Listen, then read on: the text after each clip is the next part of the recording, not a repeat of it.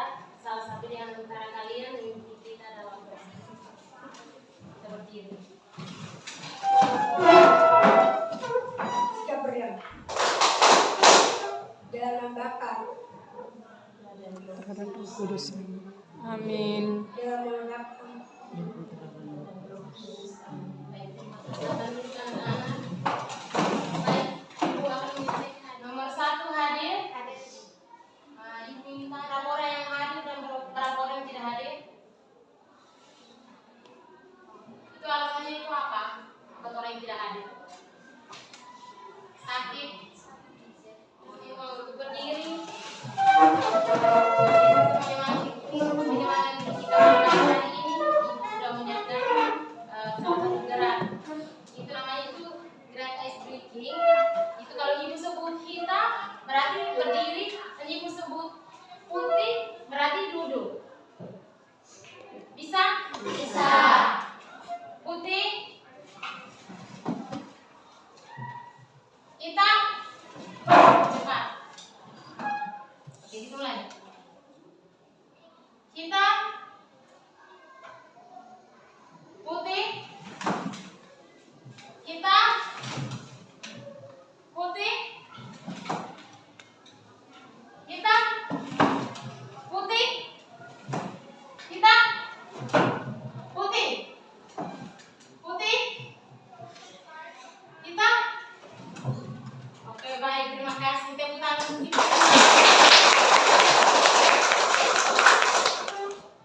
Baik anak-anak, pembelajaran kita pada pagi hari ini tentang wilayah negara kesatuan Republik Indonesia. Wilayah, silakan dulu anak-anak, minta maaf. Silakan dulu. Anak-anak boleh mencatat atau yang punya buku mulut silakan membuka.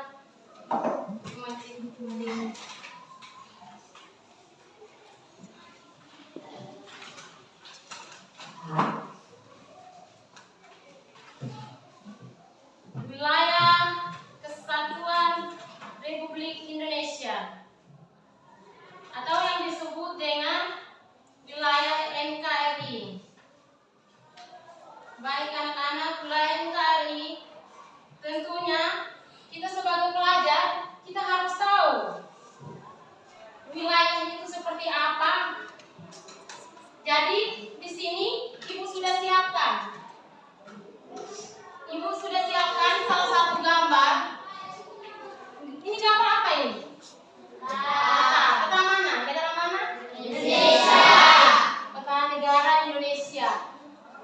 Di antara anak-anak siapa yang bisa menunjukkan letak Nusa Tenggara Timur di dalam peta Indonesia? Siapa yang bisa? Ya silakan. Mari tunjukkan. Ada di mana?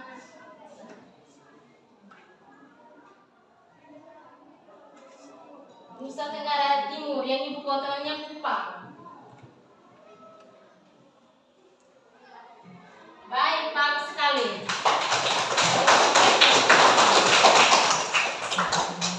Jadi wilayah negara kesatuan Republik Indonesia itu sudah menjadi salah satu negara yang sudah dilukis dalam bentuk peta. Itu yang kita biasa adalah sudah dilukiskan dalam peta Indonesia dari Sabang sampai Merauke.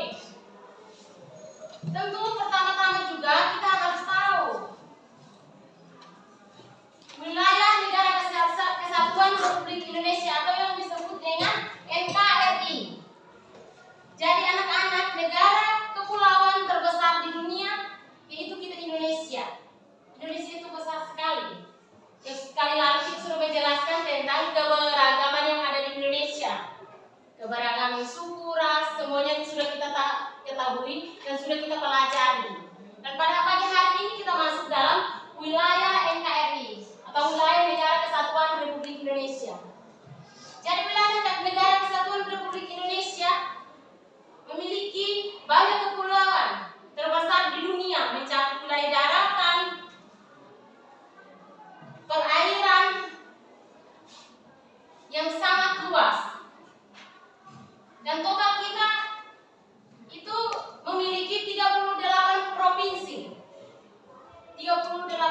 diisi dengan berbagai macam keberagaman yang tadi Ibu sudah sebutkan. Yang berikut, pokok bahasan yang kita harus bahas itu makna negara dan unsur-unsur negara. Makna negara, istilah negara dalam bahasa asing diantaranya itu staat, itu bahasa Belanda, dan state dalam bahasa Jerman. Bahasa Sanskerta, besok ada yang tanya, oh negara itu dalam arti bahasa Sanskerta itu artinya apa? Kita harus tahu. Kita harus tahu itu kota.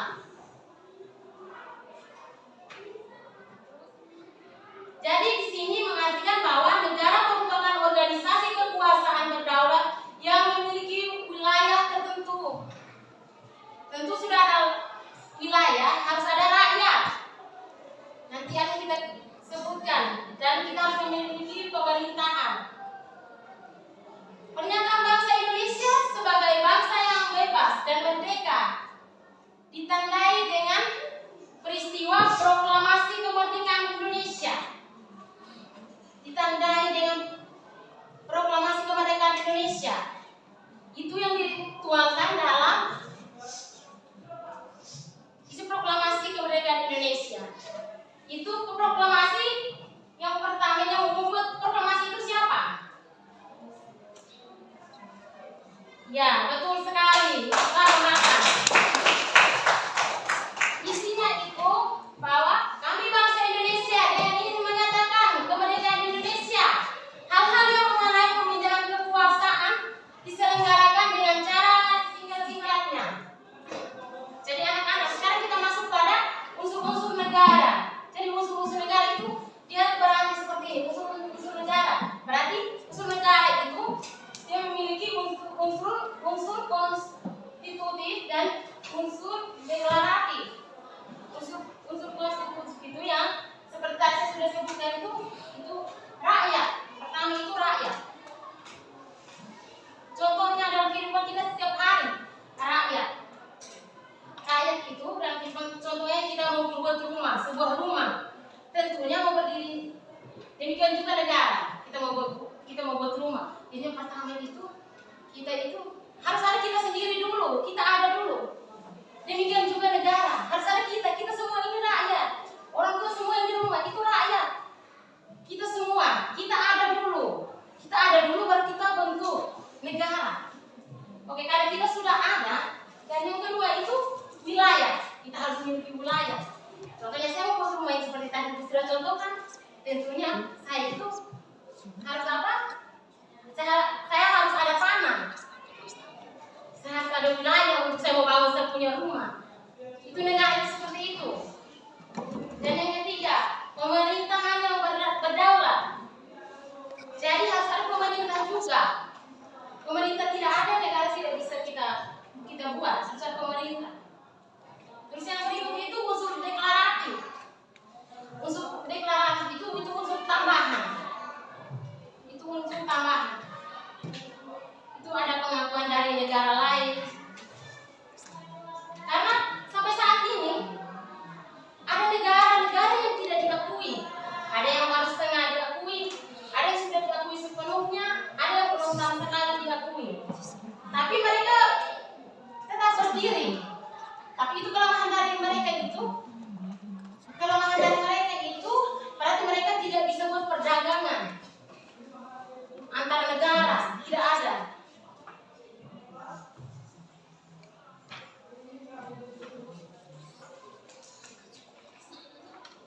Ya, tadi yang sudah sebutkan, rakyat itu seperti ini, harus ada mereka ini. Kita semua ini. Kita semua yang berbeda bahasa, berbeda jenis kelamin, kita harus ada. Terus alat kelengkapan negara yang memiliki tugas memimpin organisasi negara dalam mencapai tujuan negara. Jadi dia sebagai pemimpin untuk mencapai tujuan negara.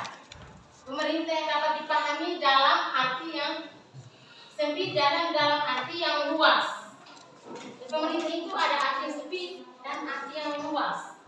Jadi anak-anak, dalam arti yang sempit, pemerintah adalah badan yang mempunyai wewenang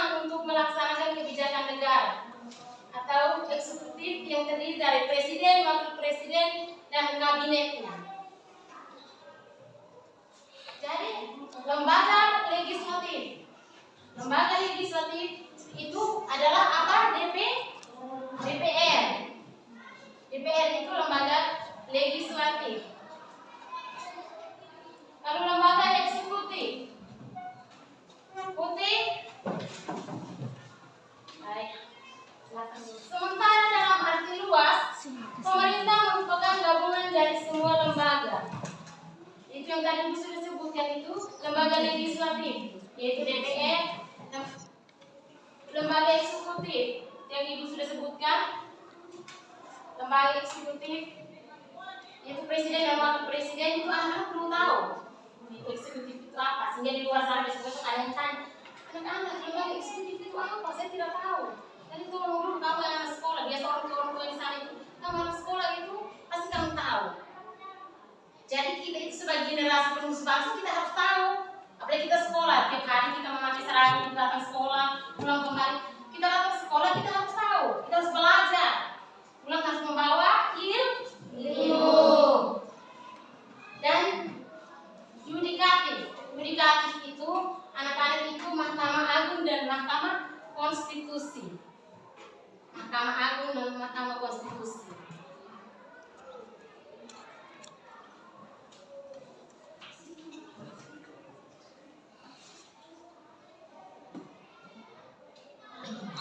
Terus yang berikutnya itu yang tadi unsur yang kedua, unsur pokok yang kedua itu unsur deklaratif. Itu yang tadi itu sudah disebutkan itu unsur tambahan. Unsur tambahan itu yang disebut dengan pengakuan dari negara-negara lain. Tadi itu sudah disebutkan pengakuan dari negara-negara lain. Itu yang sementaranya kalau anak-anak atau adik-adik pernah nonton berita yang itu berita perang antara Israel, ya, salah satu itu juga. Terus yang mana Ukraina dan Rusia. Ukraina itu sampai sekarang itu tuh tidak diakui. Sudah diakui oleh PBB, tapi ada 2 negara saja yang belum diakui, yaitu negara Amerika dan negara Inggris.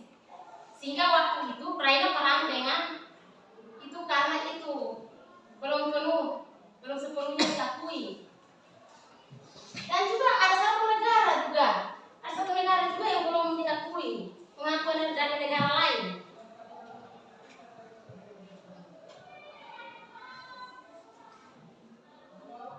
Transnistria itu juga itu negara yang berbatasan itu dengan Ukraina juga. Itu juga belum diakui sama sekali. Makanya kesulitan mereka itu mereka tidak bisa mengadakan diploma kerjasama antara negara-negara lain. Belum bisa, tidak bisa. Jadi mereka itu berdiri sendiri.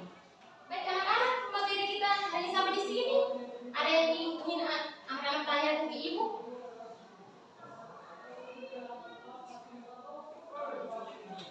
Ada yang ingin menanyakan? Yang di ujung ingin menanyakan bagaimana kalau tidak ada pengakuan dari negara lain? Baik, itu pertanyaan yang sangat bagus. Itu yang sudah Ibu sebutkan seperti yang tadi. Kalau terjadi seperti itu tidak ada diplomatik, tidak ada bekerja sama antara negara lain. Contohnya yang negara yang tadi sudah sebutkan terjadi seperti itu, makanya negara sulit sekali untuk bekerja sama. Baik, semua sudah mengerti? Sudah. Sebutkan 4 unsur terbentuknya negara.